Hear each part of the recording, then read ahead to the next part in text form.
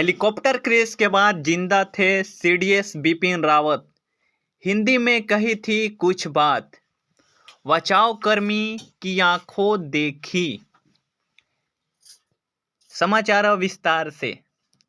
तमिलनाडु में कुन्नर के निकट हुई हेलीकॉप्टर दुर्घटना में प्रमुख रक्षा अध्यक्ष जनरल बिपिन रावत, उनकी पत्नी मधुलिका और सशस्त्र बलों के 11 अन्य अधिकारियों की मृत्यु हो गई। दुर्घटना में जान गंवाने वाले में सीडीएस के सैन्य सलाहकार ब्रिगेडियर एलएस लीदर और staff officer lieutenant colonel Harjinder Singh शामिल हैं। जनरल रावत ने बताया था कि उनके शरीर का निचला हिस्सा गंभीर रूप से जला है। बचाव दल के सदस्य चादर में लपेटकर जनरल रावत को एम्बुलेंस तक ले गए थे। जनरल रावत के साथ जिस दूसरे व्यक्ति को निकाला गया वह ग्रुप कैप्टन वरुण सिंह थे।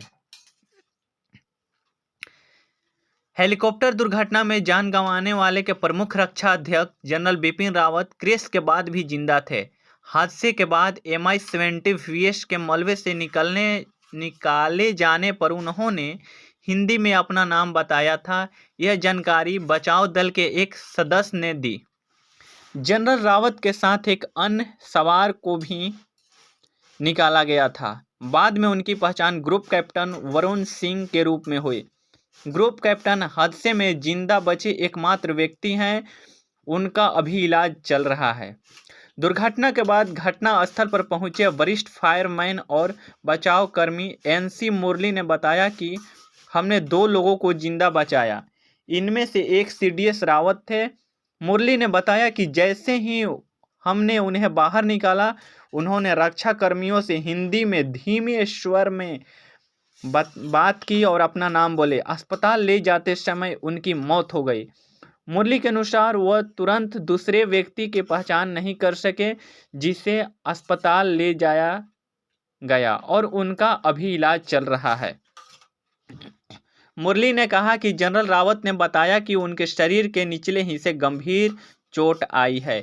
उसके बाद उन्हें चादर में लपेटकर एम्बुलेंस में ले जाया जा रहा था। बचाव दल को इस झलके को बचाव कार्यों में मुश्किल का सामना करना पड़ा। यहां आग बुझने के लिए दमकल वाहन को ले जाने के लिए कोई रास्ता नहीं थी।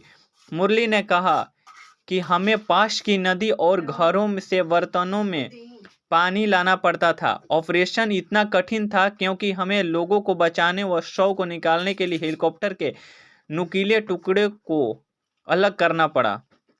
मुरली ने बताया कि बचाव कार्य में एक उखड़ा हुआ पेड़ बाधा बन गया, इसे काटना पड़ा।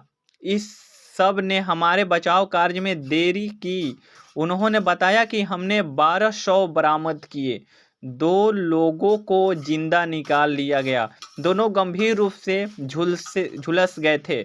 बाद में भारतीय वायुसेना के जवान आधे रास्ते में बचाव अभियान में शामिल हो गए। वे टीम को हेलीकॉप्टर के क्षतिग्रस्त हिस्सों में ले गए। सीनियर फायरमैन ने कहा कि मलबे के बीच हथियार पड़े थे, इसलिए हमें सावधानी से ऑपरेशन करना